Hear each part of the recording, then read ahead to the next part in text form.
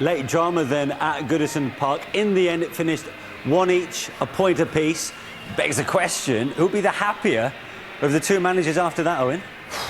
I don't know. I think Frank obviously needed something. I think a point, be happy, but obviously they need to do more offensively. They had a goal. The last 20 minutes looks like they had a bit more energy.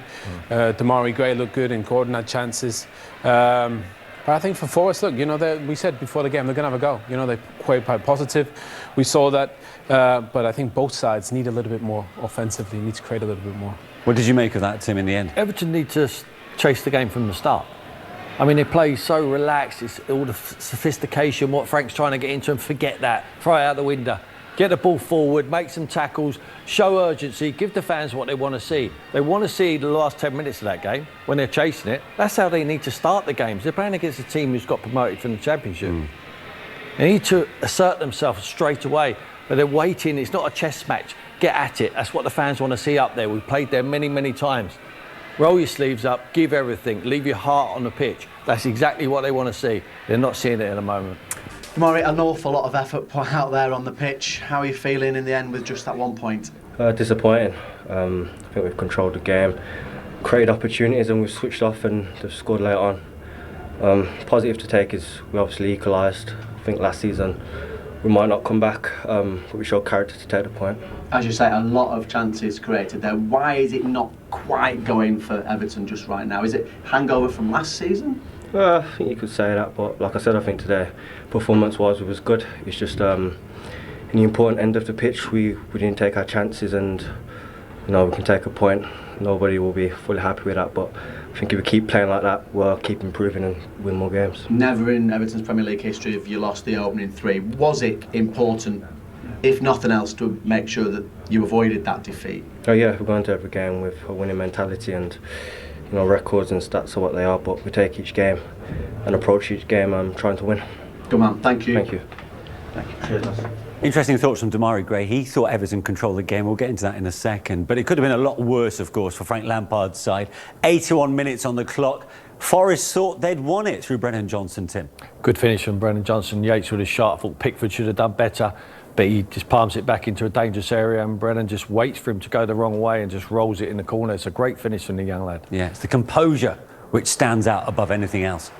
Yeah, he's a good player. But the thing is, we said this about Forest, they're positive. Look how many bodies they're trying to get forward. You know, the captain in there, Jordan Pickford, I think he probably wished he probably kept that closer to him, push it further wide. But in the end, Johnson, he's a good player, he's smart, you know, trying to find a little angle there. You just see him coming to shot there. This is a good finish. Yeah. Really, really good finish. Calm, composed. First goal in the Premier League, I mean, that must feel. It's a good angle. I mean, just waits for him to drop to his right-hand side and just tucks in the corner. Fantastic. First of many, I would suggest. Yeah. And clearly, with minutes running out of the contest for Everton, it jolted them into action. Yeah. But we could have done with seeing this from them earlier. The best passer on the pitch is Pickford. He sees a 50-yard pass straight to Damari. He makes a great run out to in. Hard to mark, but the centre-backs, you know, milk turns quicker here. You know, unfortunately, they can't get to him, but a wonderful touch, and he finishes it brilliantly. So credit to Damari and for Everton to keep going, because they need to claw something out of the game, and they managed to do it in the end. What a beautiful ball that is. Incredible. And Jordan Pickford saw the space, by the way. He saw the space in behind Cook. Perfect first touch from Damari Gray. And a smooth and composed finish from him. They need more of that. You think about Damari Gray and Gordon. Obviously, McNeil came off the bench. They got some little flair players there, but they need a goal scorer. That's a huge goal from Damari Gray. And while Everton get their first points on the board this season, will their fans be happy with the nature of that performance? Not really. You know, I mean, they were relieved that they took something out of the game and got off the mark this season. But it's something to build on. You know, small steps. It's not what they want. It's not what they want, but they need some more players. I mean, when you look through their squad, seem to be losing more players than they're bringing in. So I think Frank needs to go to work with little time left in the window. He'll be desperate to get some more players in there, more quality. If you look at that starting 11, from what we've seen over the last decades from Everton, they need some firepower in that team. Otherwise, if they keep playing like that, they don't have players, they're going to struggle. Yeah. OK, 3 other games to bring you up to date with. There's a West London derby, of course, at Craven Cottage between Fulham and Brentford.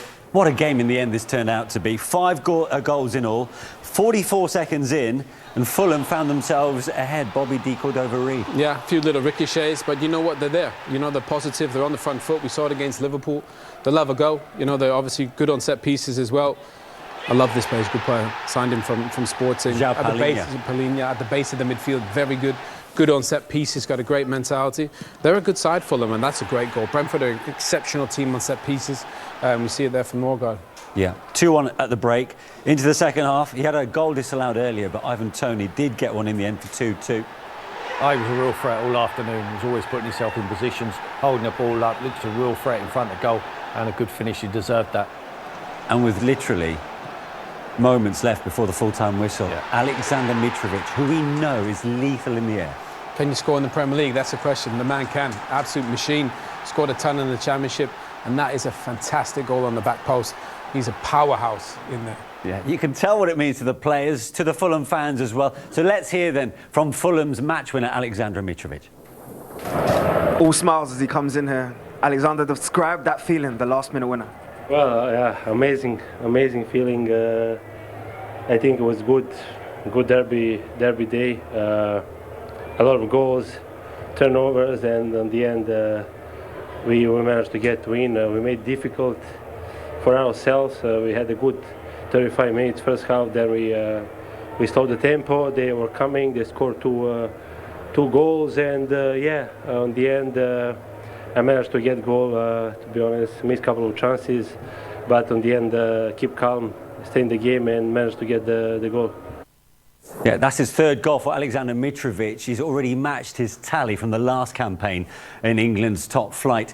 First win for Fulham, first win as well for Crystal Palace. They took on Aston Villa at Selhurst Park, but they had to come from behind after Ollie Watkins gave Villa the lead. Yeah, Mings plays a ball in, awkward ball, but Bailey just heads it into the path of Ollie Watkins, and it's a great time run and a good finish.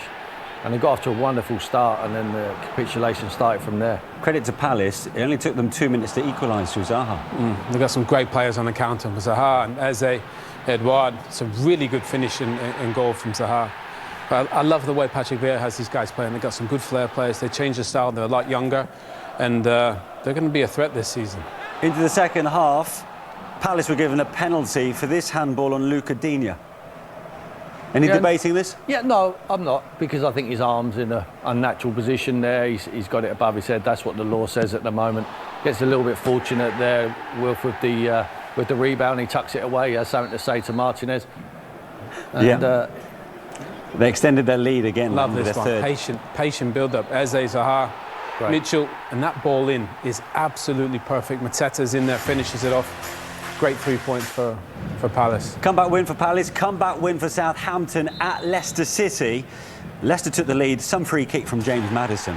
Yeah, he's smart, he's creative, he just sees a little gap. He's a technician, that's all he needs. Shouldn't really get beaten from there, but it's just such quality on it. Bounces awkwardly, and it's a great goal from Maddison. Credit Southampton, you know. Yeah, they came back. He could have easily got their head down, but Che Adams, I think he needs an opportunity to start on a more consistent basis. He'd done well in the back end of last season. He just needs a service, and who better to give you the service than Ward Prowse? What a ball in first time. If you're a striker, we've got 2 great strikers coming on after us, and they will tell you, get that ball in and they can react, and fantastic for Che Adams. I'm really pleased for the boy. Leicester-born Che Adams frustrating the Foxes in the end.